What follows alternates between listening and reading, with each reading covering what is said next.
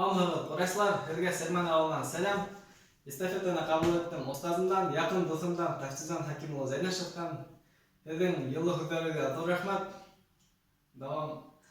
Рашанысы келесек болындарды өстерек, һәм ірдің ектибарылға башқыр талық көйіп, қарт байық.